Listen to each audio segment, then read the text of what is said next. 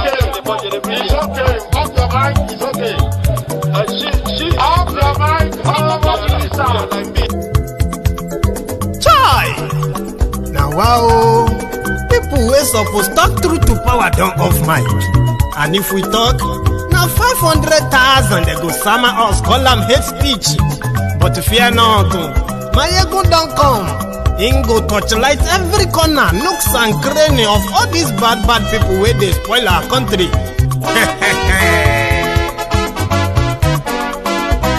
So my people make we laugh, oh yo yo.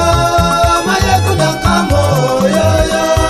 My people make we shout, oh yo yo. Maiyegun don't come, oh yo yo. Maiyegun don't come, man of the masses, oh yo yo. Maiyegun don't come, oh yo yo. Maiyegun diary politico, oh yo yo. Maiyegun don't come, oh yo yo. This one not the off in mind, oh yo yo. Maiyegun don't come, oh yo yo. Can in the touchlight every corner, oh yo yo. Maiyegun don't come, oh yo yo. Okay, some people be they holla say they want the power. Chai, them be promise us say we go get light and power. Them hustle sote they can't get the power. But now they know they do anything with the power. Every day, dollar just they get the higher power over naira. See them talk say make we off mind, but thank God say Maiyegun don't come. So my people make you laugh, oh yo yo. Maiyegun don't come, oh yo yo. My people make we shout, oh yo yo. Maiyegun don't come, oh yo yo. Maiyegun don't come, man of the masses, oh yo yo. Maiyegun don't come, oh yo yo. Maiyegun diary politico, oh yo yo. Maiyegun don't come, oh yo yo. This one not they off in mind, oh yo yo. Maiyegun don't come, oh yo yo. Person where they do evil, no one make person talk. Them say that Maiyegun, that man too they talk. He too they talk. Say Maiyegun diary, he they hot like pepper. But every day then they take money in bulk. Poor man picking, they the street they hawk. Still them talk say make we no talk. But thank God say Maiyegun don't come. So my people make you laugh, oh yo yo. Maiyegun don't come, oh yo yo. My people make you shout, oh yo yo. Maiyegun don't come, oh yo yo. Hello there, this is Maiyegun live, and I believe that some of you who have already told about the coming of Omoyele Sowore tonight. I'm going to get my glasses quickly, by the way. I don't know where I dropped that, so I'm going to look for that. One moment. Okay, I think I found that. Yeah, so I can read some of the comments without missing out. So I told you earlier that Omoyele Sowore will be joining us tonight on the program where we are going to talk about the life in the past 1 year when the government of Buhari locked him up in Abuja. You know, they have stopped him after agreeing to release him the last time. Now they have limited him to Abuja. For those of you who would like to hear from Omoyele Sowore today, and so many other things that will also be popping up. Here we go. I'm going to take you through the memory lane quickly, just before I bring on our guest, Sowore.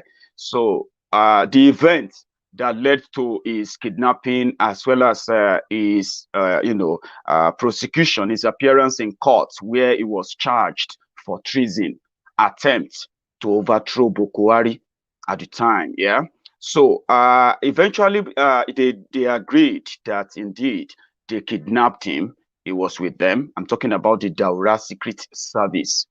So when Sowore showed up in court, when they were trying, they couldn't present any evidence against him for the 5 months they kept him in their custody. On the day he was meant to be freed by the court, the same DSS invaded the same court. And we have a bit of some of the clips just to catch up before Sowore joins us, okay?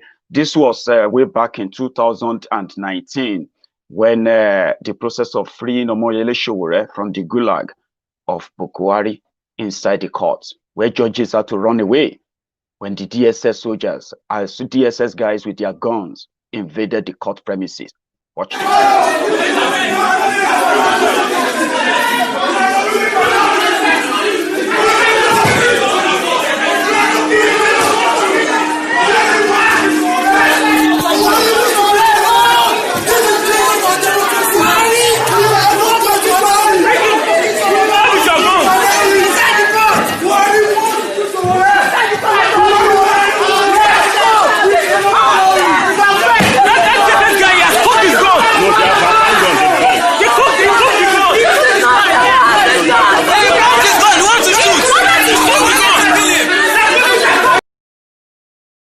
and this also happened.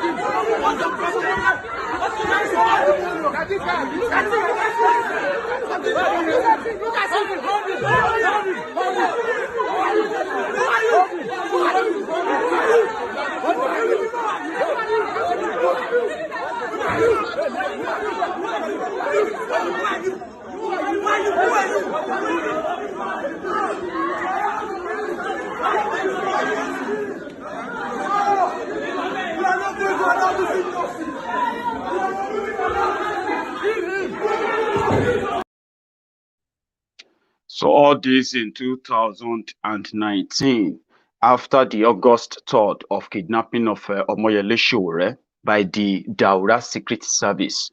After that, lots of things have happened.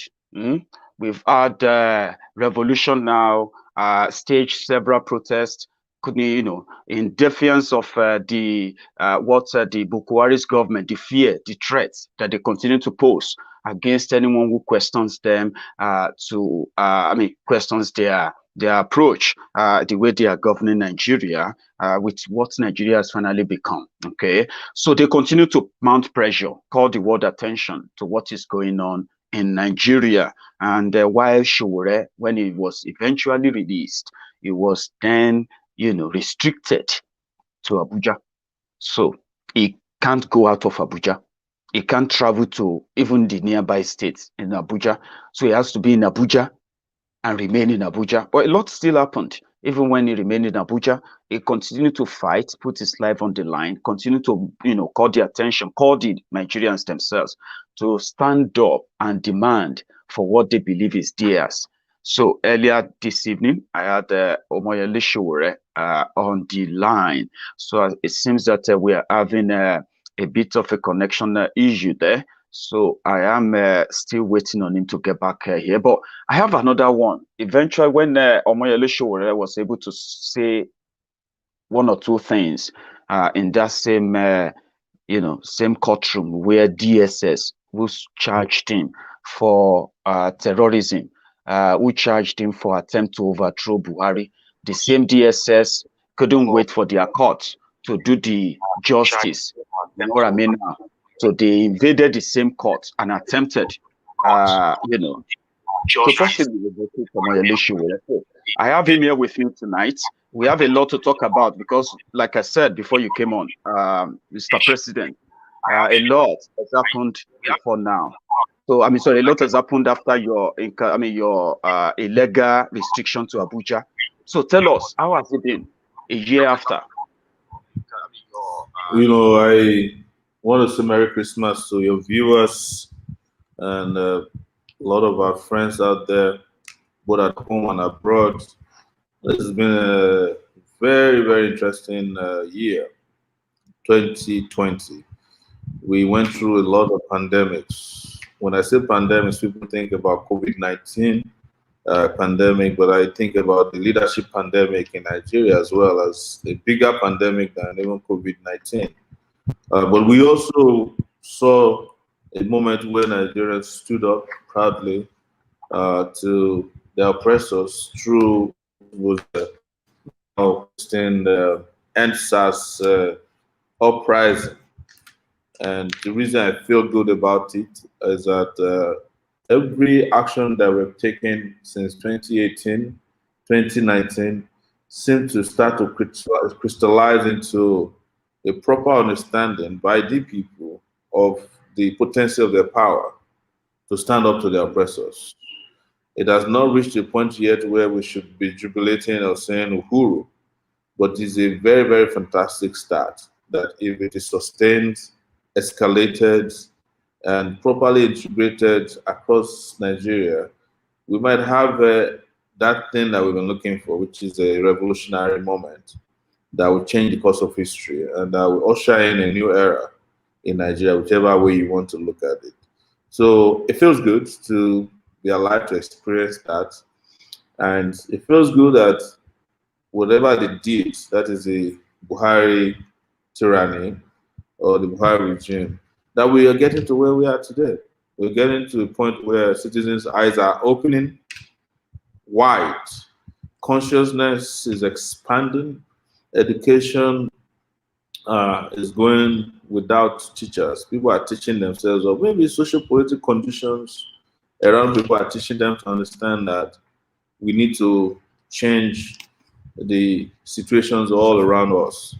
So, and I haven't seen any time that Nigeria state's weaknesses have been exposed more than 2020. Had we, the people of Nigeria, been a little resilient in October, November, probably by now we'll be talking differently about Nigeria. But it's because of inexperience. A lot of people were dealt with by fear, and they didn't do the little bit of resilience that was needed to push through to the final stop or the finish line. Did not happen in 2020. Hopefully, the interceding years, 2021, will be decisive enough to tell us who is in charge of Nigeria, who owns the land. Thank you very much for that. And we are going to be taking everything one by one. But you know, this time last year, when the court finally agreed that you should go home, that was on Christmas Eve, so a year ago. And I remember then when I spoke to you, one of the things you told me then was that when I asked, what's the plan? Are you going to have to go back to the US and see the family? You know what I mean? Like, what's the plan for 2021? You're like, well, first thing first, you needed to battle the bail conditions then. Part of it was that you have to stay in Abuja and not live in Abuja until the end of the case. But we have seen so much back and forth, which seems to be like it's pretty much like the state, the country is dodging away, right? Yeah. Delaying intentionally. How far is that so far? I want to hear from you. You know, you must look at this contextually. What is the context? The context was that when in 2019, around August, or maybe end of July, when I was talking about the future, I was speaking in Abuja at a party congress, the AAC party congress. And I said at the end of this, when the revolution starts, or when it's about to start, you know, a judge cannot judge me. Only history can judge. So it was, we were talking about the judges hoping that they understand history, but it's turned out that the judges are also part of people who, some of the judges will be part of people who end up in the dustbin of history.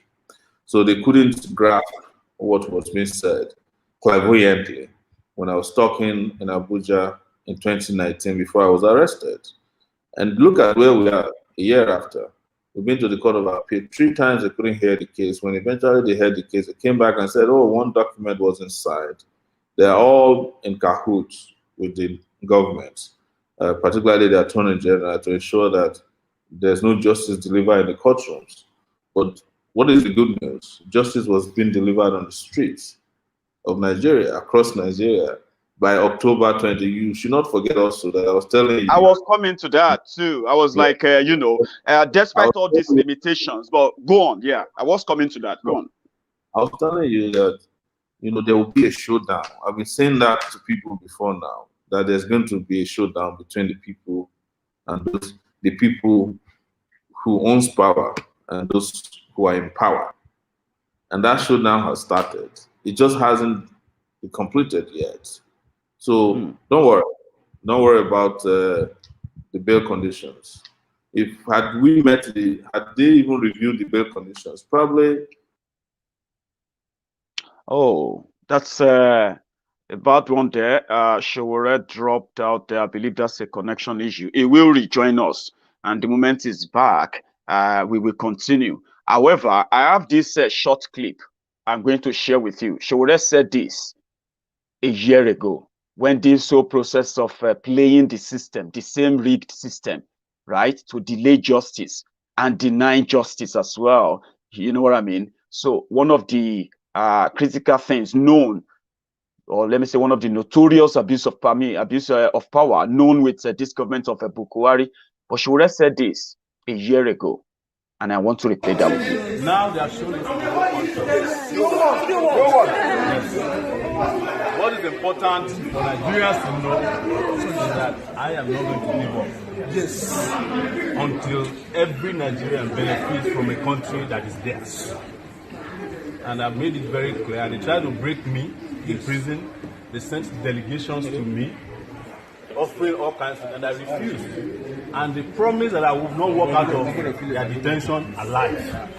That is what they came here to implement today. Nobody in Nigeria should be afraid. It is our country, and some people have to make the sacrifice for this country to be a country of rule, of law, and of. Thank you so much, Mr. President. The line dropped there. So can you hear me? I can hear you loud and clear. I hope you can hear me as well. I can as well. Thank you very much for rejoining us. So you were talking about we shouldn't worry about any limitation or bail conditions and all of that. It seems that for everything, in my own opinion, right, for everything they have managed to do to discourage everyone from every quarter in Nigeria to raise alarm about the atrocity being perpetuated by this government of Nigeria as we speak right now.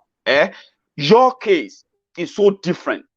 You stayed back, you keep pushing, and at some point you even raised the alarm that they were plotting either about to set you up on another trumped up charges again by Malami, or another rearrest or assassination attempt by the DSS.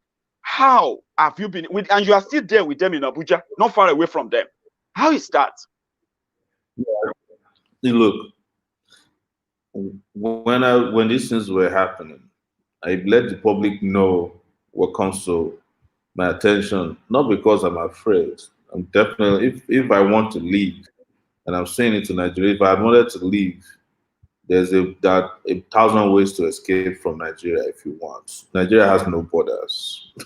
You know, even the US that has borders, people do escape from the US sometimes. But Nigeria has no border. But I don't have any plan to leave. I told my wife this, I told my kids, I even told them that they may not see me again, because this is a commitment that I made to myself that I'm going to run away from other citizens of my country because they're in power, and that we have to learn not to run away so that we can have a place to call our own. All of us have lived in different parts of the world, right? Different parts of the world. I have lived in the US for 20 years. I've traveled the world. I've been to maybe about 4 continents, probably more. And there's nothing else to see in the world that I haven't seen. I've had kids, been married, I've had a job, created a company. I have run for president. You can count the number of people who have run for president in Nigeria. Probably they're not up to 1,000 since 1960. I've done that. I've been one of the people who had that privilege. But it's not running for president. It's not living life that is actually what the duty of history is for me right now.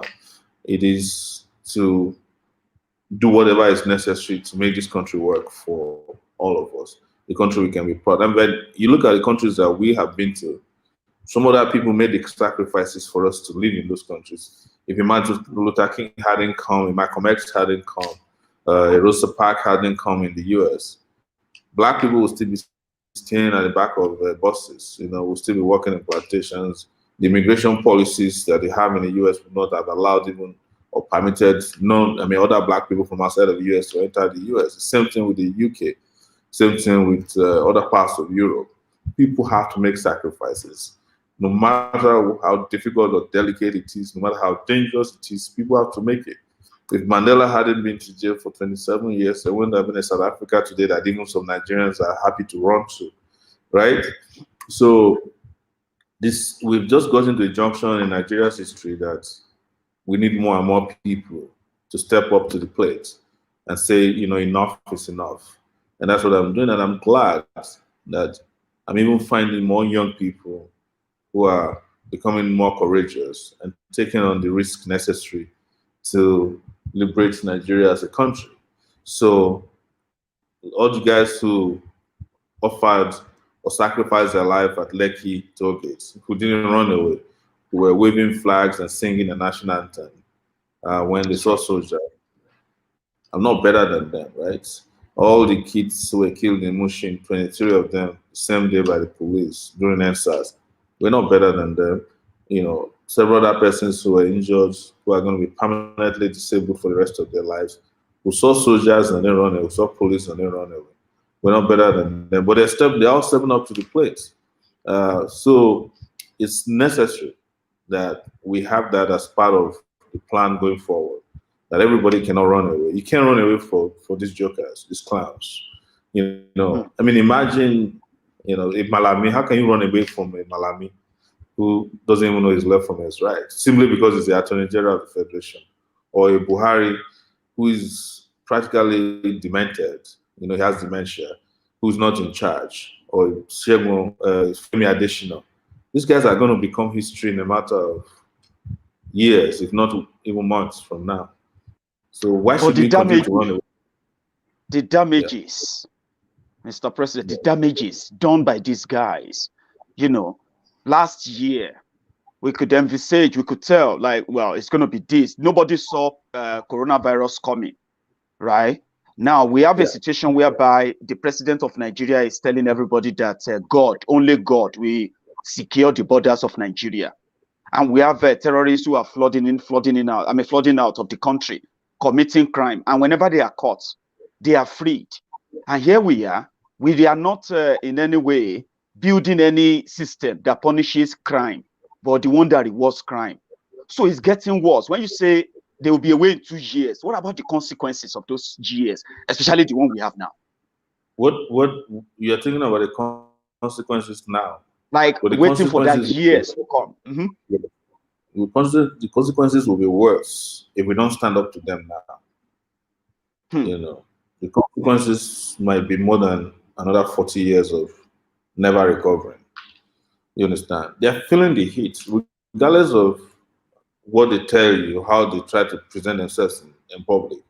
These guys are on their own, practically, with all their police, army, civil defense, Navy, Air Force. They are on their own. They don't have peace. Look at Corona, for example, right? Mm-hmm. When it came to Nigeria, had they presented or provided hospitals that could treat everybody, some of them will be alive today. I'm talking about Corona. Look at the two guys who came. The guy who came to tell me in detention in 2019, Issa Funtua, that you can't defeat government. Oh, yeah, he told me outright. He said, look, and then I said, oh, you're going to find out that somebody can defeat government. I said, but I can't talk to you until my lawyer said. He went to Femi Falana in Lagos, repeating the same thing, insulting Femi Falana that, look, you better tell your boy to apologize so that we'll release him, otherwise he will die in detention. And Femi Falana proudly told him, he said, you, Issa Funtua, under Babangida, or actually under Buhari the first time, you did something and we as lawyers helped you out. What is the rubbish you are talking about? Where is Issa Funtua today? I have no power over life and death. But that's right. He died just like that. One day, when the only thing representing him today is a stone at the cemetery in Gudu. The same thing with former chief of staff. Who was the one, that's Abakari, who was the one who directed the DSS to keep me detained? Because according to one of them, he said that I did a story on Sahara reporters that made him cry. And that they should not release me until you cry or something. Yeah, he hasn't left power. but power left him. You understand? You know, or so a lot of them are still in power now, but gradually the legitimacy of power will start departing them. Then they will remain in government and they will be out of government. And you will see them in the nearest future. You feel like a trailer ran over them. People like Femi Adesina. You see them, you won't even recognize them very soon. People like Garba. These are just, common crooks that are not worth being afraid of. I've been through 7 presidents in my lifetime. Look at Babangida. Babangida can't even move his feet. He was the most feared person in Nigeria at the point, right? Everybody called him Maradona. He could dribble, he could bribe a moving angel. But where is Babangida today? So it's the reason why I keep encouraging young people. Yes, you might be afraid of death, but who is not going to die? But don't leave your country for criminals simply because you're afraid. Because the countries you are running to also have challenges. Look at what America faced this year with Donald Trump. It got to a point where even America's democracy became helpless, almost in the hands of one person. The whole of the American society, 350 million people, I think that's the latest population, they were wondering how are we getting out of this. So assuming that place breaks apart, where would you go? Where would you rather go? You go and run to Russia, or you run to China, or you run to Ireland. One day you end up home. And the same issues affecting us affect people in America. It affects people all over the place. But some people have to just stay around and fix their own problems. Let me ask you a direct one. Let me ask you a direct one here, because most of my own viewers, they are your friends too. They are ticket backers. Some of them, or let me say, many of them as well are, Biafrans, IPOB members, and all of that. Well, I have a substantial number of them that actually listen to you. So let me ask you this directly. We know what's wrong with Nigeria right now, which is now leading to people asking for different ways on how to part ways with Nigeria, including leaving Nigeria completely, okay? So we have the problem of insecurity, which is now coming down south, right? So we have the problem of recession, ruined the economy, which we can talk about everything that led to that. Now, let's assume that you have the power, the authority, right, to rally people around and recover from this. What would be your real actions? I mean, as a rallying point, as a leader, directly. Ask me. I not only did I preach revolution, I went and met people who I thought who I believed could understand that the revolution is is the most important step before we go in finding solutions in different directions, right? And part of it is based on experience, and I will explain as we go. A lot of our friends who you have on your platform belong to different, groups. And so many of them have attacked me at different times for different reasons. I remember in 2019, the most virulent attacks were coming from iPod guys when I was talking about revolution now. And some of them were like, yeah, take Sowore and, put him in detention and throw the key away because he's standing in the way of our Biafran nation. But I met Kanu and I told Kanu, I said, look, it is not realistic to go Biafra except to smash the people who are holding Nigeria to ransom. And the revolution is necessary first. If after a revolution, which we can all join hands together and partake in, you can go your own way if you want to, but you discover that when you take down the criminals who are holding Nigeria to ransom, you won't even need or think about Biafra, leaving Nigeria anymore, because what is making Biafrans want to leave Nigeria is injustice. That same injustice is perpetrated everywhere from Port Harcourt to Borno State. Everybody is like being held by the jugular, by the ruling class. Some of them from the east, some of them from the southwest, some of them from the north. middle belt. They've always been like that. You need to just read some books. And one of them that I read in detention was a book by Max Sillon, who was just, I think it's oil politics, and it talks about coups. And you discover that a lot of people who destroyed Nigeria come from, it's a little bit from every part. Even the Civil War, it's a little bit from every part. So when we're done with the IPOB guys attacking me, right? We went and we were talking about revolution in 2020. Who were the people attacking me? Yoruba nationalists. You know, yes. And what was their own position? They said by October 1, 2020, they're going to break away. And I asked a lot of them, some of them are my good friends, how are you breaking away? They started pointing to a guy in Ibadan called Sunday Buho, that he's going to lead the breakaway. I laughed. I said, how can a whole Yoruba nation rely on Sunday Buho because he made a video?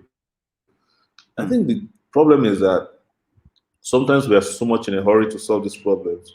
We want to outsource our pain and suffering to another person. We just need that, you know, folklore hero who can do what we read in the books or what our parents told us, without putting in the necessary intellectual work to design or discern how to go about it.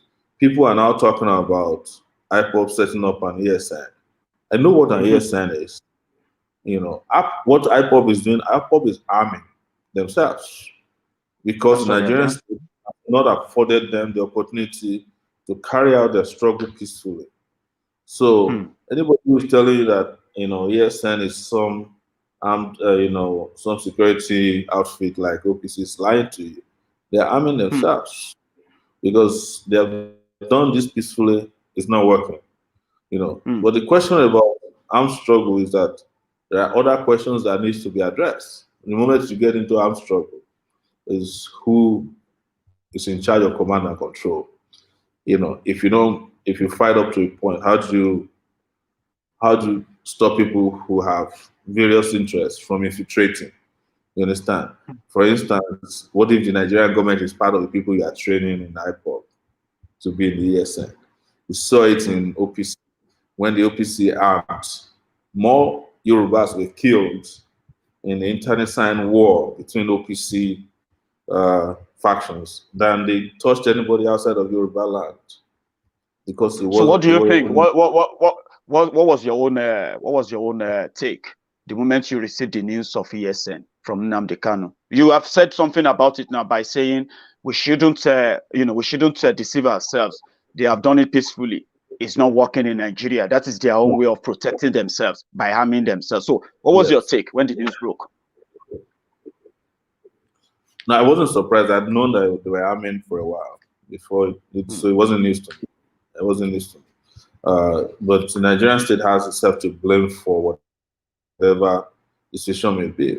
But one thing I want to reverse a little bit is to talk about the fact that before IPOD before they announced ESN, they also realized the need for the revolution we're talking about. What happened with Oyibo? They joined EndSARS because they realized that without smashing the national, ruling class and their antics, you're not going to have it easy without weakening the center by way of participating in a revolutionary uprising. So you discover that without announcing it, IPOB members massively joined EndSARS, if I'm correct. That's and right. That's what I've been calling for.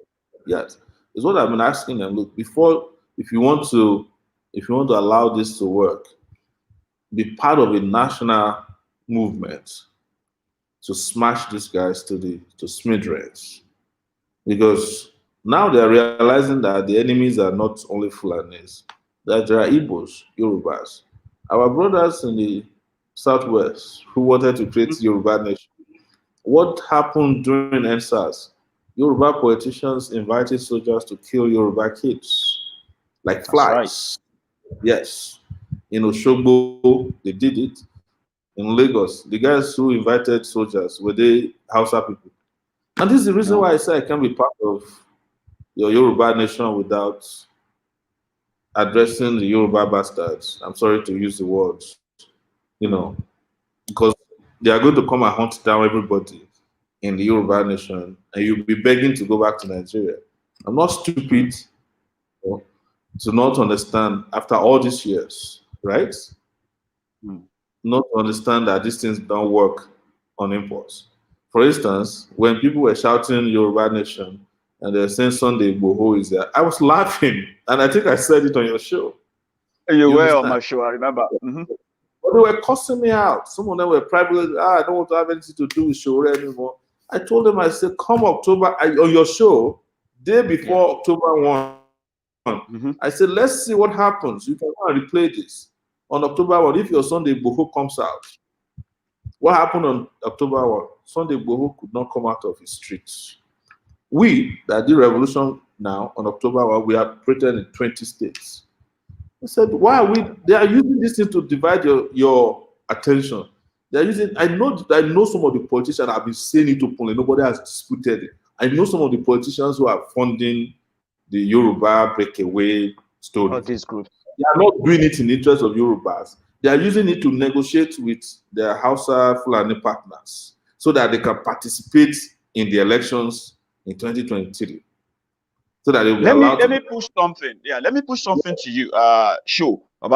You see, we have tried every means, right? Because you actually acknowledged the role of the IPOB, especially in the last EndSARS protest when they decided to join because they needed it. So when you use the word national movement, that is something that people believe that it's an easy coercion to make you feel a bit of emotional attachment to something you don't want to be part of. But what if, let me put it this way. Yeah, what if we begin to design an idea, for example, a new constitution, which is normally can come with a referendum and every other thing in it, and use that as a rallying point for everyone. What do you think? How are you going to design a new constitution with these guys in power? No, I mean the campaign to demand for a new constitution now. Like, let's use that as a rallying point. You know, we have gone past constitutions. We need to change the system. You know, it is that's what I'm telling you. Why do you keep asking me how far when I'm preaching for a revolution? I've been saying it for how long? I've been arrested for it. I wrote it down in my interrogation, and I want revolution to happen in Nigeria. They say how? I explained to them, and I told them at the DSS that it will happen, whether they like it or not. And they have started. There are 3 stages that we need to go through. There's a stage of protest, staccato protest here and there. Then there's a stage of national uprising, where people break away from their chains and fears, right? And then the next is a revolution. You see, the Egyptians started the revolution this way. The revolution in Egypt started with police brutality. They were complaining about police brutality. They came and beat them, killed a few of them. They went back. By the time they came back the next time, the government was out of power, or the ruling class was out of power. I'm not apologetic about it. The country is not sustainable this way. You know, whether I call it a revolution or celebration, whichever one you want to call it, because a lot of people had issues with me calling it a revolution because they get scared. It's the same way. It's the same way when people say, don't bring war, don't bring war. Yes, I say whatever way you want to call it whatever you want to call it. But is that the system that is running Nigeria today is not sustainable. It can't take you anywhere. It can't take you to your destination. You know, people are talking about IPOB, secessionist groups. I've said it before that IPOB came even late to the game. A lot of Nigerians have mentally seceded from Nigeria. We just trapped here. We have left. We don't have any connection with Nigeria, but we are just in a geographical space called Nigeria. So IPOB seems to be the very well organized secessionist group. And then the Odua groups are doing their best. But the problem with the Odua groups, no matter how much they want to insult anybody, is that it is not coming from the countries, the people of Odua itself. It's coming from the ruling class, the political class. They're pushing it as an agenda to negotiate. I said the same thing about Amotekun. That Amotekun is not meant to fight crime. It's meant to negotiate with the North. You know, that the Yorubas can set up their own security outfit. Now, who is Amotekun killing? They shot some 2 people in Ibadan 3 days ago or 4 days ago. You heard, right? I heard Reason that. was that, yes. Reason was that Amotekun wasn't meant to protect anybody. It's meant to protect people who are in power in Yoruba land. In Ondo State, Amotekun was used in tearing posters of political opponents of the government. So sometimes when you listen to these conversations we are having, I hope we get a chance to digest them over and over again. You understand that it's coming from a place of experience. I'm not grandstanding when I say these things. It's based on what I know. I understand a lot of these characters very, very well. I understand them personally. I understand them collectively. I know what they're up to. And when I tell you about them, you can believe me or disbelieve me. But well, reality always, proves you right. By the way, because I remember when yeah, and I was telling you that Jonathan, that you were asking me why are they attacking me. I said it's because Jonathan became a candidate of APC, and nobody believed it. Now, yes, now everyone is saying that Jonathan wants to contest again and it's going to be an APC candidate because the APC people are the ones celebrating his birthday. You know, he goes to Buhari's house like a houseboy. You know, it's every day he's there. He's the only former head of state who goes to stay and sit down in Buhari's house waiting for him when he's traveling. Helps him pick up his plate, and and he's always there kissing up to him. Because why? He wants to become the APC candidate. But the man, sorry to say, is a fool. You know, there's a Yoruba folklore story that says, when people wanted to kill an elephant and the hunters couldn't hunt it down, they went and lied to the elephant that they want to make him king. That they want to make him king. And they dug a big hole and put a throne over it. And when it went and sat on the throne, it fell into it. And that's how it became a mincemeat. That's what they're doing to Jonathan. Now, let me come back to this issue of revolution again, because our people need to understand the concept or the idea behind things like this before they are presently misconstruing it anyway. But people believe that revolution, protest, and all of that are spontaneous. They happen by events. They are not planned. You know what I mean now? So then EndSARS happened. That was so big. You were actually the one who initiated this, because I keep saying it. I continue to monitor that. When you and Burna Boy started this breakback on Twitter, then you and what's that guy's name? This other guy, where you are having a breakback tweet as well on Twitter. And then you said, well, if they are backing out, then we are going to go ahead in Abuja tomorrow. They run town and all these other guys in Lagos said, yeah, we are going to do it as well on this also date. And that was it. So that was spontaneous, right? But now, from experience, can you now say probably EndSARS protest was a missed opportunity? After all chances, all attempts in the past? No, it's not. I've explained to you. No, please. It's not. I've explained to you that there are objective conditions that lead to revolutions. Some of them will be small protests that failed. Some of them will even be an individual situation. Look at EndSARS, the way it started.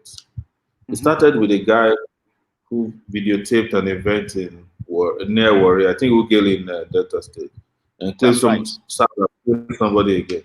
The guy they claimed was killed was never even killed. He's still alive. That's right. It was just a symbolic action to say, look, we're tired. So the mistake people made was that a lot of even the EndSARS protesters thought that this was about SARS. They didn't understand that it was way deeper than SARS, that there was this bottled up anger within our society, which was that, they had increased fuel prices, nobody to fight for the people. Because Nigerians like for people to fight for them. They used to rely on labor, rely on student movement has been sold to the politician, the labor movement has sold out. So they increased electricity tariffs, nobody to fight for them. So they were just looking for an opportunity to strike. And that EndSARS thing it was a spark. The whole place had already been doused with gasoline. And then the EndSARS was a spark. And then it just went like that. The problem with EndSARS, of course, which people must learn from, is that, you see, there's no movement that succeeds without a political agenda or an economic agenda. EndSARS started in a way that some of the operators of EndSARS, including some of our people, did not live up to that. The pace of the movement, of the protest, the uprising was happening so fast. Nobody understood to start, capitalizing on it, to start directing the energy kinetically of EndSARS in the direction of something that could be more sustainable and that could speak to how to put an end to the nonsense. So that was why a lot of people thought, waving a flag could help them, or they could sing a national anthem. Nobody, it was naivete on their part to think that the Nigerian government will not shoot you because you wave a flag. The government doesn't believe in the flag. They don't even believe in national anthem. There's no nation. We just have a country. So all those things that nations use to get people patriotically to cling to the nation, the flag, or those symbols, they don't care about it. The only thing people care about is how to loot and share the national resources. That's the only thing that keeps the political class glued to Nigeria. So that was the issue. But why I say it didn't fail is that it has opened up a whole new vista of understanding of how to fight power. So next time there's an uprising, more people who didn't have the courage this time will join, knowing that some people have tried it before and it worked. And they will keep trying it until it finally will take us to our final destination. You are a stronger believer in Nigeria, no doubt. And you believe so much that Nigeria has good people, enough of good people that can make her great. Because people have been asking, one of the reasons given by those who claim not to like you from the Oduduwa Republic campaign and all that was because they said they would prefer if you use your time to campaign for Oduduwa Republic and all that. So after EndSARS protest, right? And I keep saying it to people, I agree with you 100% that if anything is going to happen in Nigeria, two ways it's going to be. If you will have a chance of sitting together, redesigning or rediscussing who wants to be part of Nigeria or not, or write a new constitution peacefully, or a revolution that will kick out those who will make that impossible, so that then that will then happen, and everybody will agree if they are going to be there or not. You know what I mean now? So those who don't believe, and then let me put it this way: after the EndSARS protest, some of these young people believe that they now understand how to fight power. So therefore, they are going to start their own youth party. You have been there. You have tested the water. The system has attacked you. They have attacked what you thought could be a vehicle for young, patriotic Nigerians, those who believe in Nigeria, right, to use to challenge the authority. So after EndSARS protest, do you really think there is a chance for an election in 2023 that will make them put to test what they practiced during the protest? No, see, the party whole thing that came after EndSARS is part of the fluffs that come after protest. Because I was reading, I was following. So, and I believe you too, you were. I don't want to undermine those young people who are saying they're young, young Democratic Party. The Young Democratic Party is just something that came out of excitement of EndSARS. The question I asked some of them have approached me is, who is the person behind it? They can't tell me. Young Democratic Party is not a new party. It has been there before. And I won't be surprised if it is Atiku them that are behind it anyways, just to fool young people to think that it's a new party. Look, if a party emerges tomorrow and they know that it will take power from these people, INEC will not register the party. It's as simple as that. It doesn't matter whether they meet the conditions or not. They will not register them. For us to get our party registered, we had to completely go underground. They didn't know where the ones promoting the party. Only a few people knew. That was how we were able to register a party, because all of them were distracted. Secondly, if the party is going to be successful, they will introduce their own people to go and hijack the party. They have judges who are on standby who do party litigation. They will give the party to people who don't have any ideological standing so that the party will not have head or tail. To now answer your question about 2023, I've been saying it and I don't know if you listen to me. Anybody who is waiting for 2023 is waiting for them to read the result of the election that they have already done. You understand? They have already seen the election results of 2023. What is my own position is what I keep saying. If you don't want a 2023 that will give you the same result as 2019, a revolution is your solution. See, our big problem is that a lot of our people are still very big on analysis and very little on solutions. That's why you see people sometimes are very quick to attack other people's views and insult you. They'll tell you Buhari is dead. The same people are saying Buhari is dead are also supporting Jonathan. 3 days ago, I asked one of them who said that, Sowore, why do you keep saying Buhari is still alive? He supports Jonathan. Why don't you ask Jonathan, who goes to Buhari's house every day, to tell you whether the person he goes to meet is Buhari or not? He couldn't answer me. So if Jonathan is your person, you are still venerating him. So ask Jonathan, your man, to tell you whether the person he goes to meet and do is Jubril or Buhari? Is Jubril or Buhari? Stop being childish about these things. I know for a fact that Buhari is still alive. But I know that he has dementia. That's how far I know. But I also know that I have too. I also know that the people are doing what Buhari likes to do, killing people, massacres. That's what Buhari represents. Religious bigotry, that's Buhari for you. Nepotism, that's Buhari for you. That's the reason why you should know that is Buhari. Lack of respect for women, his wife, that's Buhari for you. That's why the wife reportedly relocated to Dubai. Is that true, by the way? Is that true? She's been gone for 4 months. Which first lady do you know leaves her country for 4 months, doesn't return, and still keep issuing press statements as if she's around? Right? And she hasn't denied this so far to the best of knowledge. But that's not our conversation for tonight, right? I know. We're discussing the state of the nation. So this is just a point to express to you that there's a lot of hubris also on the internet, which sometimes stand in the way of our unity to do what we need to do. Because why did I meet Kanu? Oh, come on now, let's join hands together. Bring your IPOP guys and our guys, and we go to Shiites to shut down Nigeria. Let's solve this problem once and for all. They said, no, we can set up. This is 2020. We're still setting up networks to realize that. And when it becomes war, it changes. The game changes. The game changes now, and it has changed. Yeah. So because, I am a bit worried. Go on, please. Yeah. When you're after fighting a war, you have to get weapons, and when you get weapons, you have to get ammunition.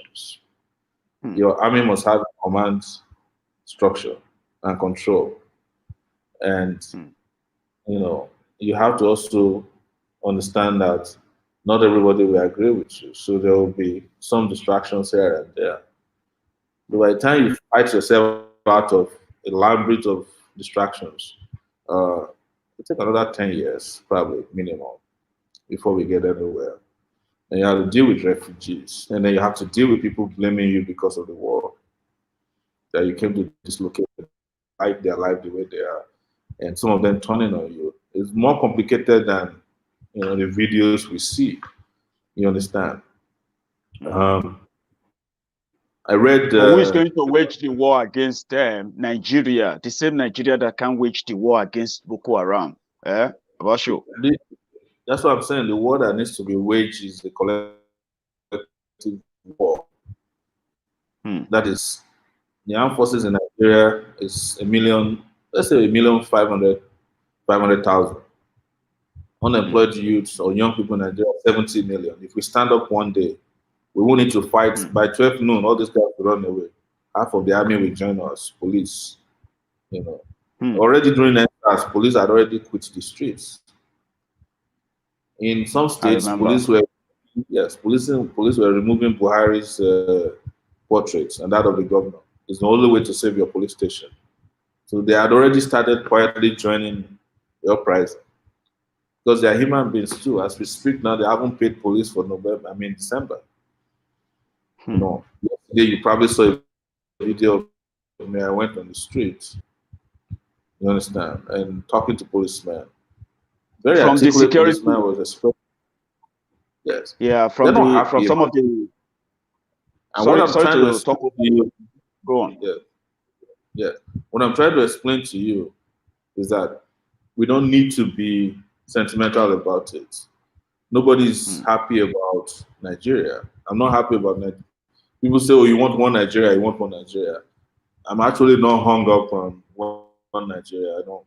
I don't care that much about one Nigeria. I care about humanity that is living within this Nigeria, and I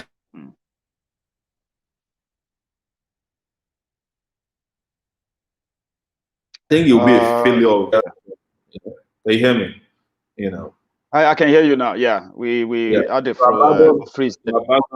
Yes, you know, to abandon the Nigeria of this huge potential that we have now, to just a few bandits in government and outside of government, and then start looking for small enclaves to go and live in. And what is a small enclave? For example, I'm like, I love space.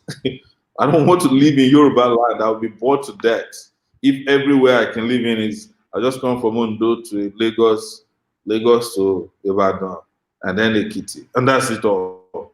You know, I keep saying I'm a Pan-Africanist. I want a highway or a high-speed train from here to Johannesburg in my lifetime. I want a high-speed train from here to Senegal in my lifetime. I want to be able to go everywhere, not to go and create another enclave. And then when you get to the enclave, Buhari is already creating one to Maradi for you. You know that, Sha? Well, why do you think Buhari is creating train to Maradi? It's because he himself cannot live in the enclave called the Northern Nigeria, because he's not even longer popular in Katsina states. I'm telling you. So you should understand the way these people are operating. You know, why do they buy private jets? Because they themselves cannot stay. Nigeria is too small for them. Nigeria is not a big space. Nigeria is not even up to Alaska in the US. Maybe it's because I lived in the US that made me just love space. You understand that you can get on a plane and fly for 6 hours, and you haven't even arrived at your final destination, and it's one country, well developed, connected, integrated. And then here, the furthest you can go is an hour and a half from one part of Nigeria to the other, but I agree to Maiduguri is over. But it seems like a big space because there's no integration. There's no physical integration. There's no mental integration. There's no spiritual integration. And there's no material integration. So people just keep clinging to their small enclaves, small enclaves. What I'm saying is that even in our own small enclaves, we will hear pansa, as Fela used to say, Yoruba land. I'm telling you, they will show you pepper. You know, most of us. And when you say they, the people that will be in charge of Yoruba land, some of them are on Facebook. They can't tolerate you and my views if we disagree with them. They're already talking about killing you, and we haven't even created Yoruba land yet. They want to kill you because you have a difference of opinion with them. You understand? You're not talking about the physical harm that we do to ourselves.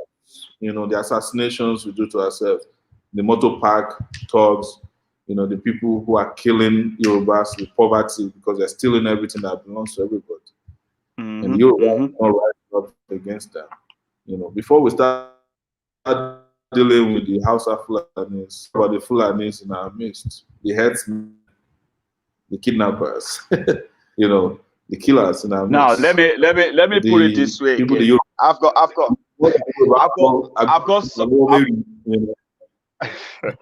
I've got something along that line, okay? Because you can be so positive most of the times too, especially when you're talking about Nigeria. You've run for political office, you've been a journalist who has seen it through as well. You've interviewed people at their secret, the most secret part, hidden part of their lives, whereby you can tell how these guys actually operate and the rest of that. So you still have this belief somehow, but the statistics out there is not in any way giving any glimpse of hope that Nigeria stands a chance of ever getting better, especially with the effort they are putting in now. I understand that the only solution you stand by will remain revolution, a revolution that will sweep everybody off and restart afresh, just like a restart, right? That is still probably expected to happen now. Until that happens, Nigeria, these guys will continue, in my own opinion. So where do you have, where are you getting this positivity from, Sowore Baba? It's not my positivity I've explained to you comes from my belief in humanity, right? And my deep understanding, very fundamental understanding that, you see, the creation of an ethnic enclave is a very simple narrative. It's like, Omoyele, let's be one. It doesn't challenge me as a complex human being to look for solutions that are bigger than people who are beyond my own boundaries of, mental and physical and even spiritual understanding of human beings. So there's a reason I don't go that route. And my belief in Nigeria is that I look at all the potentials that are there, right?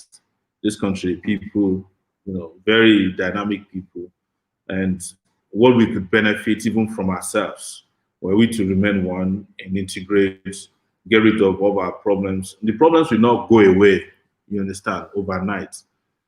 America's racism has not gone away, but that hasn't stopped you from feeling at least relatively safe in America, in a racist America, than, your own country, where the man who is in charge is a black man. The policeman here is a black policeman, but he'll kill you faster than a white policeman will kill you, wherever you may be in the world. So it's a systemic problem. And I'm saying that just running away from the problem at the center doesn't solve the problem, even when you go to the enclave. Because when you go to the smaller enclaves, the people who are likely to be in charge, not likely, the people who will be in charge are the people who have the most resources, the people who are trained thieves, trained killers, trained assassins. They'll still be the ones in charge of those enclaves. They'll still be the ones who control land. They'll be the ones controlling your economy, because they are the ones who have the resources to control things. But the national revolution will displace all of them, right? And it will give power to the regular people, and we can fix even the constitution of Nigeria. There was a time that blacks in America were thinking about creating their own nation. Some of them moved out of America. But had they moved back to Nigeria at that time, when they were saying, let's move out of America because of racism, I don't know how they will be feeling now. I don't know how blacks moved to Nigeria in 1960. All the blacks, like, okay, we are going back to Africa. The most populous country in Africa. That would be Nigeria. Yes, that would be Nigeria. And had they all come back to Nigeria at that time, what would their fate be? Ask what happened to the blacks that returned to Liberia, the American Liberians. What is their fate today? It's a system problem. It's a systemic problem. It's not going to go away simply because you divide the house into pieces. It will go away if you fix the problems afflicting the country. So that's what I've said.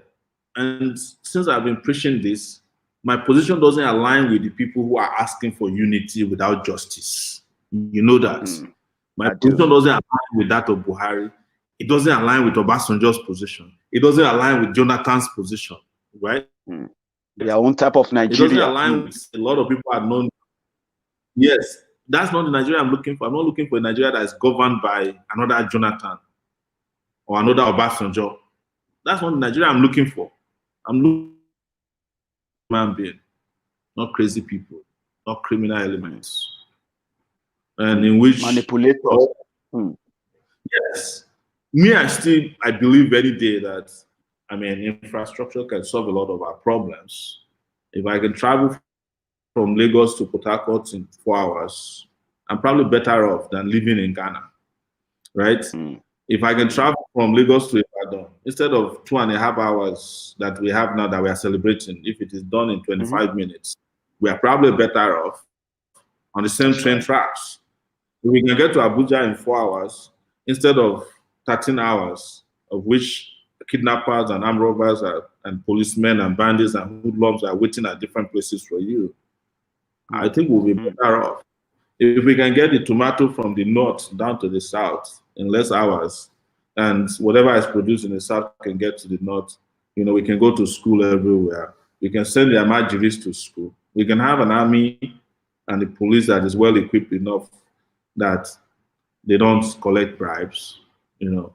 And we have a nation where somebody doesn't take what belongs to 500 million people and build mansions all around, where the rest of us are queuing up in front of his house on Christmas Day to beg for, you know, a piece of feather.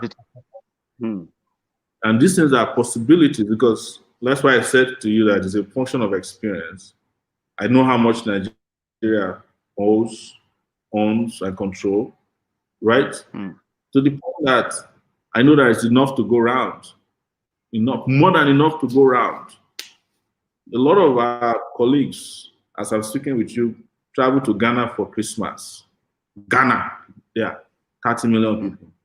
Because Ghana is relatively peaceful. They just had elections, but it's still more peaceful than Nigeria that had elections since 2019. A lot of people are on vacation and they are spending their Christmas in Ghana.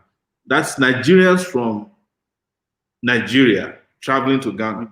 Nigerians from other parts of the world also spending Christmas in Ghana. New Year's will be there. Yes, from Europe, America.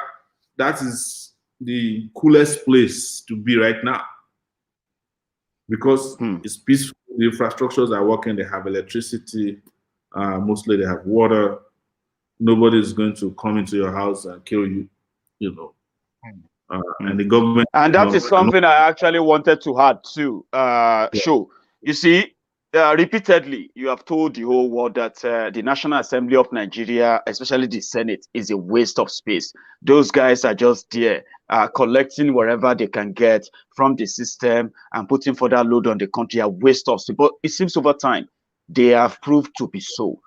2 times they called Buhari to come and discuss about the insecurity in the country. 2 times he ignored them. And 2 times they went several times they went into the villa to go and prostrate, probably to check on him, by the way. So it seems that exactly, just to check if he's breathing or not. I call him a breathing mannequin, right? Then they kidnap 600 school children. And you seems to be right too, that they are just waste of space. Can you just a little bit tell me more how you still feel about the National Assembly, Nigeria? Because I cannot believe, when I look back at the campaigning we did in 2018, I cannot believe that there was, when I look back and I review some of the videos and some of the write-ups we did on how much free developmental information we brought to Nigerians, you know. But you know the response in those days when we said, put an end to the Senate, you know, abrogate the Senate. There was national uproar. They said Sowore is mad, it's crazy. How could you ask to end the Senate? I said the Senate is not only a waste of space, a waste of resources, is the coven of thieves, former governors. That is their retirement home. People should be in prison. They go to the Senate after they have finished looting a state for 8 years. Their next retirement home is the Senate. These are people that were supposed to bundle into prison after proper trial, of course. All of them should be in prison. Some of them are already in prison. But the Senate is their preferred, retirement places. Some of them they are being paid as senators, and they are also being paid as former governors. Former governors. What is wrong with us? You also remember that when I was running for office, I asked for the legalization of marijuana so that we can be making money from it. The Sowore is crazy. Then, as I was, we had not even wrapped up the campaign when all the nations of the world, including some massively, extremist countries, already started legalizing marijuana. Now they are even saying that marijuana is one of the best cure for COVID because it's an anti-inflammatory. You can't even find it in the market now because it's being used to help with breathing of people who are afflicted with, higher stages of very terminal illnesses, including COVID. Very soon, America will be forcing us to buy their marijuana. They will say that the marijuana in Nigeria is substandard or is wild. And people will agree. People will agree. No option because they make these decisions at the World Trade Organization, the WTO. They will force it on you. There's nothing you can do. They are forcing Nigeria to buy wheat. Nigeria, whether we like it or not, we must buy, certain tonnage of wheat from the US every year, whether we want it or not. For our pharmaceuticals and then hair growth industry, they use them, don't they? It's part of the World Trade law. Policies. They control. They control. As they say in Nigeria, they control the knife and the yam. So, but as long as you don't have leaders who can see into the future, who have the capability, what I call the digital brain, you cannot have a country that is working.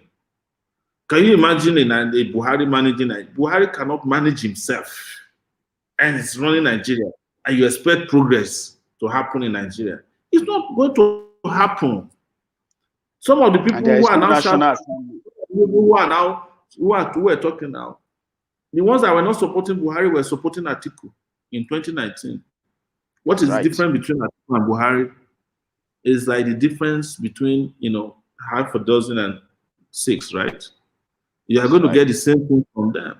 They are the same certificateless, criminal, extremist, nepotistic, favoritistic, corrupt elements, incompetent,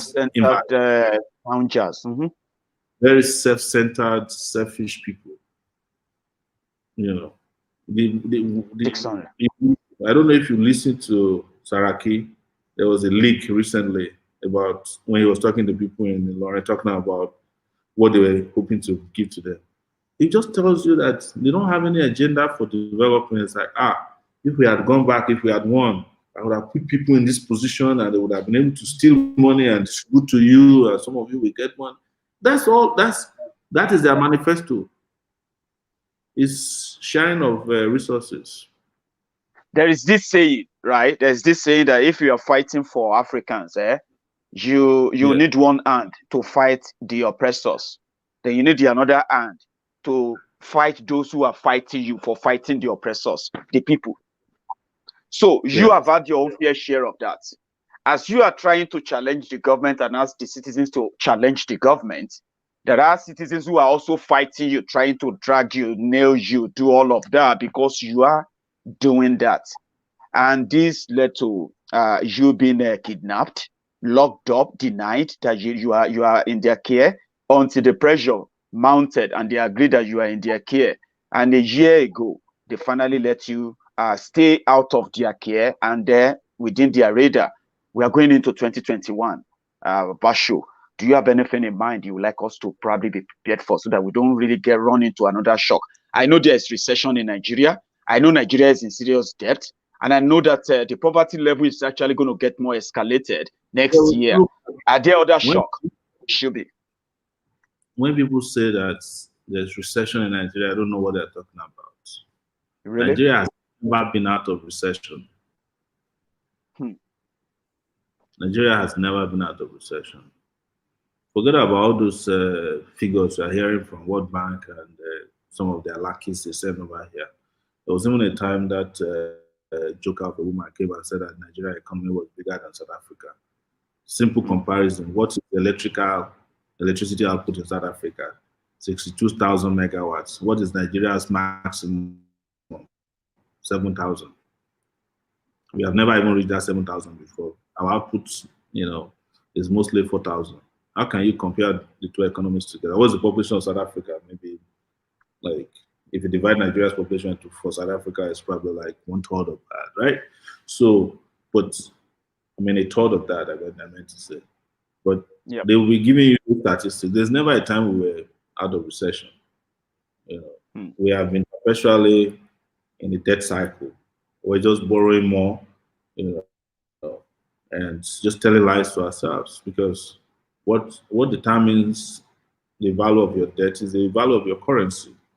If somebody tells you that they are making 400 billion naira in customs, when the value of naira was 150, if you are making 1.3 trillion, when the value of naira is 500, you are still making less than 400 billion. 400. So That's right. we haven't made any progress. It's just the figures that are moving in ways that sometimes our citizens don't suspect. You have a lot of talking heads. Some of them are citizens. That's why I don't even watch TV these days. You can really find anybody on TV who's making sense. I also think the TV stations go out of their way to look for talking heads who don't know what they're doing. They just come and your stomach will be churning when you hear what some of Exactly. And they will be assuming, assuming economist. Yes. So I will not say or predict, and I'm not a pastor. I'm not a priest. I'm not a prophet to predict what will happen next year. But I can tell you that I would like to see more of the revolutionary zeal of our citizenry be put to play in 2021, so that we can end this rubbish once and for all. You see that happening? EndSARS 2 or something else, or whatever name is going to be given. You see that happening? Yes, nobody expected that there will be EndSARS. Why not? And I think. So, are you saying that you are more convinced about revolution happening to fix the problem than possibly doing the grassroots mobilization for your own party too, AAC? You see, you have people there who strongly believe you so much. I mean, believe the ideology of the party, and they will probably love to be part of the 2023. So, have you all made up your mind that you would rather go for revolution now, or we have a tripartite arrangement. We have a movement. Okay. We have a party, and we have an international or global body. And our party is AAC. Our movement is Revolution Now. TIP is our global movement, which includes all our Take it back, take it back people who are abroad, who are figuring out to key into the movements here. What I'm saying is that we don't lose out anyhow. If we get the revolution, so it's like wherever it comes, whatever it takes, they will always be ready. We don't want to mislead people. I, as a person, will be dishonest to tell you that if you just start organizing party, and wait for 2023, you can't defeat these people on their own turf. Yeah, have you ever thought about supporting the electoral reform to start with? That's something on already anyway. Let me finish. They told us that will change a lot. Sorry, please. They cannot have. There's no good thing that will come out of this system. Their own electoral reform is a reform that will give them more edge over the rest of us. But what I was trying to finish my argument is that, look, if by 2021 we are very clear about where we are as a nation in terms of balance of forces and power, we can then dictate, just like the South Africans did. They even had a temporary constitution that let them have an election, and then they had a permanent constitution. There's nobody in Nigeria today that hasn't come to that agreement that the constitution is fraudulent. I've been saying it. I was saying it during the election. People were saying that I was stupid. The Nigerian constitution is an illegal document. It was created by the military for the military and imposed on the civilians. It wasn't that it didn't have the imprimatur of the people through a referendum. So everybody has come to agreement with me on that. People have come to agreement with me that the system is not working. Some people are calling it restructuring. Even the people that are calling for restructuring are calling for a revolution. Because there's no way you can restructure Nigeria without dismantling the constitution. It's not possible.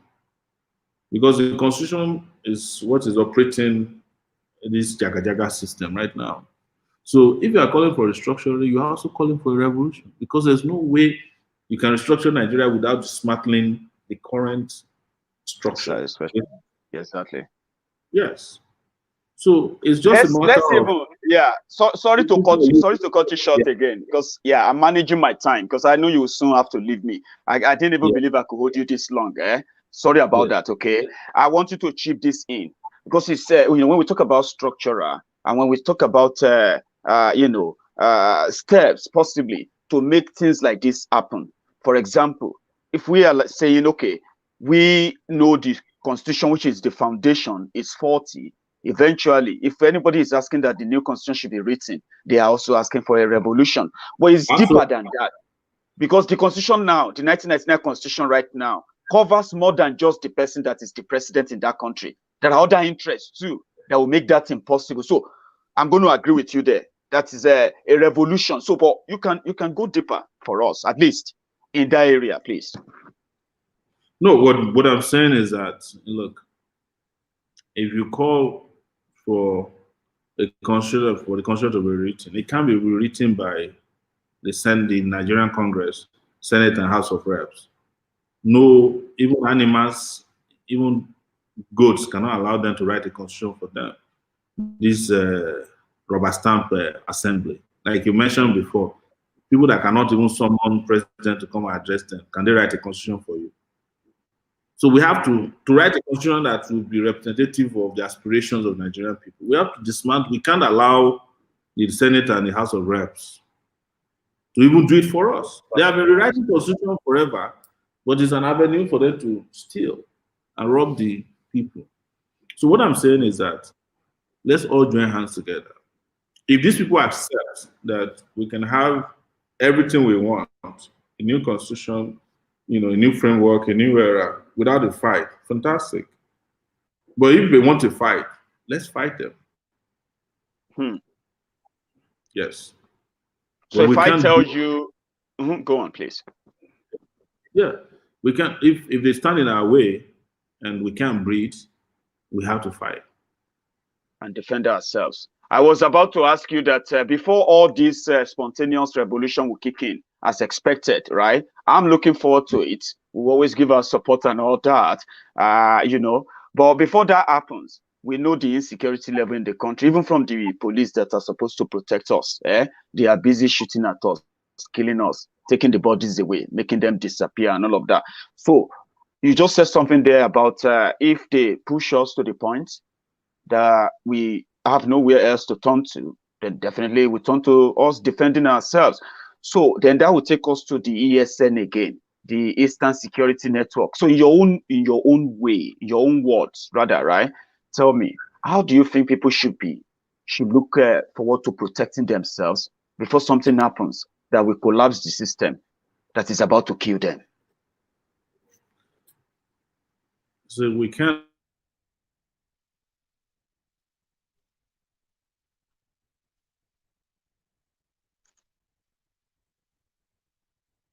Sorry, I think we are having a network issue there. Just thank God. Also have a revolution. Sorry. Hello? Yeah, you are back. What? Sorry, we had a break there. Sorry, please. One thing that is paramount is that whomever is fighting this fight, at the end of the day, we need some kind of protection for ourselves too. Because what EndSARS taught us is that you can't go and fight EndSARS, be fighting the system, and some 1 million boys will come and descend on you and you have no way of defending yourself. You understand? Like they did in Lagos when the lockdown was happening. They were going from house to house. But do you know what happened in Lagos? People in Lagos just rose up in their different streets and it provided some minimum security and started taking on the 1 million boys. And before you knew it, Lagos streets were clear. So I don't want to go into how people are going to defend themselves. We haven't gotten there yet, but I think that these are situational variables that will take care of themselves when we get to the apogee of the struggle. Mm. You know. But And you are not like you are not mentioned, against anyone protecting. Go on. oh no, look, I've said this several times. Maybe you've interviewed me a lot of times, and some of the things I've said were even used in court against me. That I have made it very clear that the protection of the people is paramount, the security of the people is paramount. It's even in their own constitution. So we need not say more. It's a it's a paramount necessity. Yes. Mm. Now let's say we have seen Baba Falana. I'm going to just ask one or two questions now, and then you can just give me a wrap up before we go. And I'm so grateful, by the way, for you staying this long. I don't know how many people I'm putting on the queue right now, waiting to grab you. Immediately you are off this program. But I'm so grateful. Just to let you know, personally, I am. Right? So we have seen Baba Falana. Yeah, we have seen Baba Falana, where he's stood several times. It's so unfortunate that he was also the same person that Buhari ran to when he felt like the system was going to cheat him back then. Yeah. And today, Baba Falana has probably pushed all the legal push. I'm not sure if that is all, but he keeps doing it. In 2021, is there a chance for us, or is there something that needed to be done for the Nigerian court system, right, to honor their own rules and give you a proper bail, including this, my brother, mandate from Oshogbo? Because they've done something to that guy. But do we have any chance at all?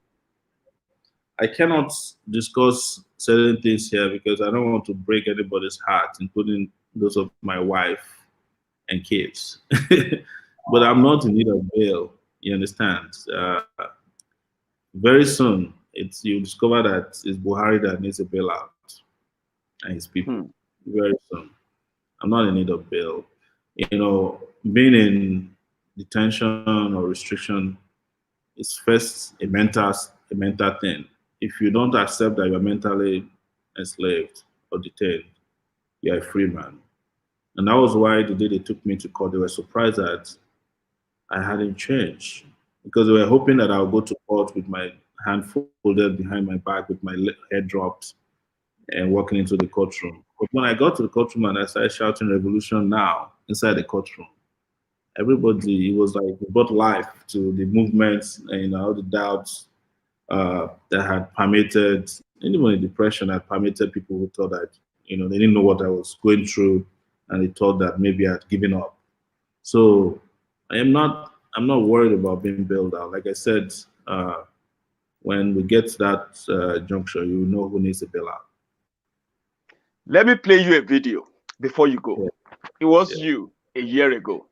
Now, after that, I love the fact that you have proved that you can be a leader, someone strong enough, for millions of people to rely upon.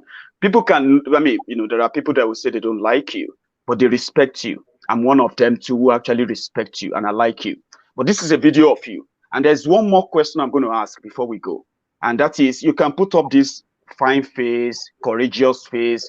We all know that behind that, there's a lot that you have to deal with. And one of them is going to be, I'm going to ask how you've been surviving in Nigeria, knowing what it takes for a man like yourself to run a family, right? I'm going to come back to that. But you said something a year ago when the DSS was about to choke you to death in court, make it look like an accident. But good enough, that didn't happen. And the whole world and the social media was able to monitor things, and we were able to catch them or so. But watch this, and my other few viewers too. Now they are showing it. What is important for Nigerians to know is that I am not going to give up. Yes. Until every Nigerian benefits from a country that is theirs. And I've made it very clear. They tried to break me in prison. They sent delegations to me, offering all kinds of things, and I refused. And they promised that I would not walk out of their detention alive. That is what they came here to implement today. Nobody in Nigeria should be afraid. It is our country, and some people have to make the sacrifice for this country to be a country of rule, of law, and of... Thank you. Baba Show, it's been over a year. right? How have you been coping? I mean, generally, That for was, people like us, that was, yeah, for people like us in the diaspora. Sorry, can you hear me? yeah, I can hear you. You can hear me clearly. Great. When the campaign was ongoing, right? Many of us all over the world believed in your campaign, and Nigerians also believed in you then, yeah. And we were supported from all over the world. So tell us, how can we be of help? Because there are so many things you are not telling us. I mean, if that's something you can share in the Well, open. I've been a beneficiary of the benevolence of Nigerians. I ran a campaign in 2018. I Mm-hmm. I was supported massively, and when we did our analysis and accounting, we discovered that more Nigerians who were donating 500 naira, 1,000 naira, donated more money than even those of us in the diaspora. That was what our account showed. So it's probably part of the reason you see I haven't given up on Nigeria like most people have given up, because I've seen very good houses, good BBOs, good TVs, seen good Yoruba. I've also seen terrible Yorubas, terrible houses, terrible Ijos. Uh, as, as I mentioned to you before in one of our interviews, the guys who came to arrest me, the Yoruba people, the first witness against me in court, Yoruba man. The two people who hold the key to my detention, they are Yorubas. The chief legal officer at DSS, Yoruba man. I can't count how many people who made my life miserable in the last 1 year who are Yorubas. So I don't want to play the ethnic game. You understand? That's why I Just don't play the stating the ethnic game. obvious. Mm-hmm. Yes. I'm just telling you that, I went to university. The people that expelled me from university twice, they were Yoruba people. Yoruba vice chancellor, Yoruba registrar, Yoruba student affairs officer. No Fulani, no Igbo has ever done as many terrible things to me as some of the things we're talking about today.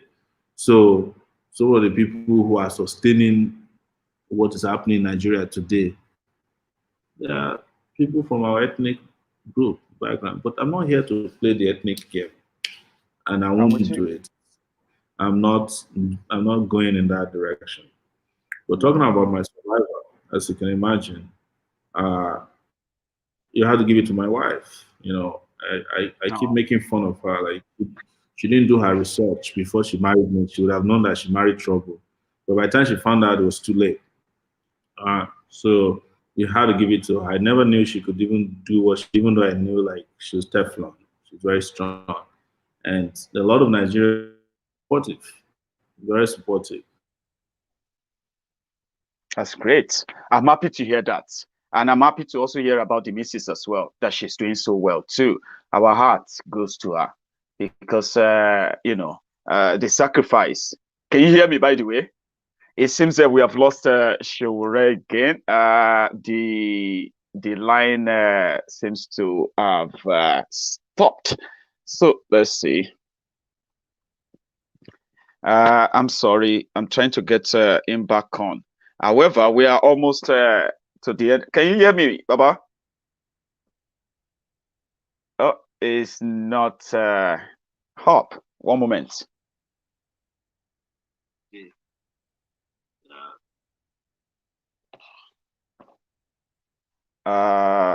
So sorry. So the network played the fast one on us, and pretty much like we are almost at the end of it. I just wish I could still have Sowore on to give his own closing, what do you call it, his closing remark. It's been wonderful, talking to him for the past 95 minutes. That's how long we have had the Sowore on. And thank you to every one of you who also tuned in tonight. So I'm going to try and wait for just a minute or two and see if we can get show back on. If we can't, that's just going to be us over. So thank you. You see, I told you it was going to be an interesting conversation. If you're just joining us, right, or you joined us midway, trust me, this is an interview you want to watch again. You should see it from the beginning again. Okay. So thank you so much to every one of you. Merry Christmas to every one of you who very much, the regulars. Thank you. So I'm going to draw the curtains here, and I'm going to see you again tomorrow. Until then, remember, subscribe to Maiyegun's Diary, and you won't be missing anything. I mean, you won't be missing anything. Thank you so much for your time. Enjoy the rest of the evening, and Merry Christmas to all of you. Good night.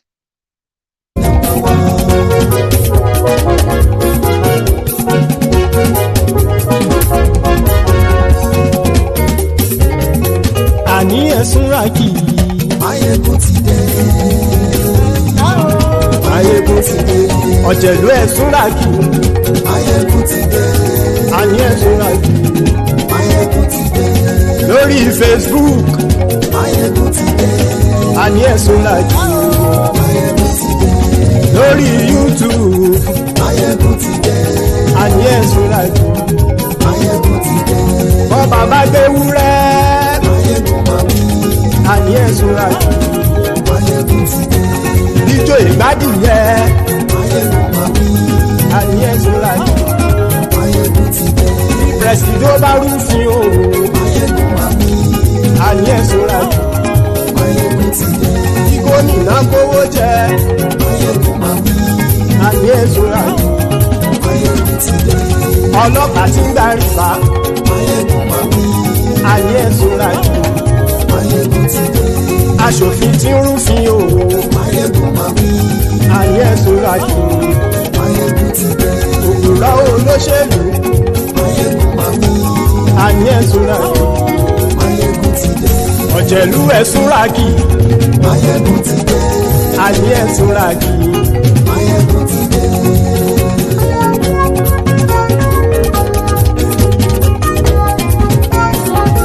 Maiyegun ti dé. Gbogbo ọ̀jẹ̀lú ẹ̀sùnra kì í.